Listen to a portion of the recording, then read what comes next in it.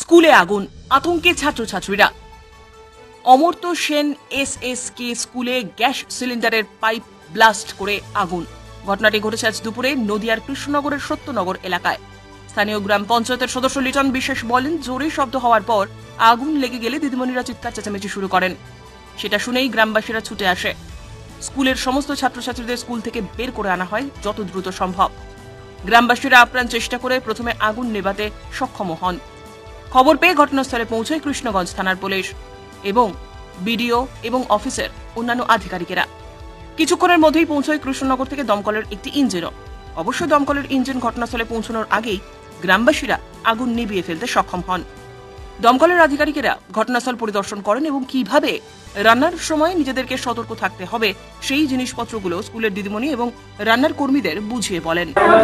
ভাত বসিয়েছিল, রান্নাটা সবে বসিয়েছি, আমরা বাচ্চা নিয়ে এখানে পড়াচ্ছি, এখানেই ছিল। তারপরে দেখি ওইদিকে গিয়ে মানে 11:30 নাগাদ এরকমটা হচ্ছে, ওইখান থেকে একটা আওয়াজ হচ্ছে আর ওখান থেকে আগুন বেরোচ্ছে ওই ওভেন থেকে।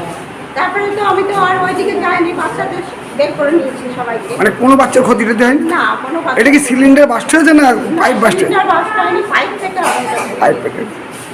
এবার পাইপ থেকে আগুনটা ধরে যাওয়ার পর আমরা তো আর এখানে কেউ আসতে পারিনি। তারপরে আমরা ডাকালাম একবার, গার্জেনরা এসছে, আমার হচ্ছে এখানকার মেম্বার উনি এসেছিলেন, এসে ওনারা অনেকক্ষণ পর খুব আওয়াজ হচ্ছিল, কেউ আসার সাহসই পাচ্ছিল না।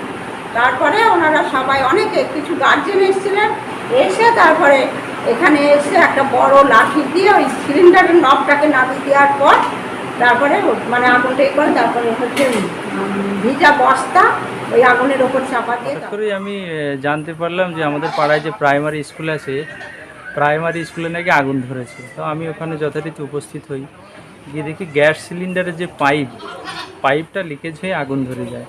তো গ্রামবাসীর সহযোগিতায় আগুনটাকে আমি নেভাতে সক্ষম হয়েছি।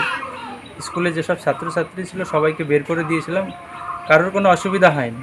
তো আগুন নেভানোর পরে তারপরে দমকলের গাড়িটি এসেছিল, তো মোটামুটি কারোর কোনো ক্ষয়ক্ষতি হয়নি, কোনো অসুবিধা। ব্যুরো রিপোর্ট, উত্তরের প্রহরী।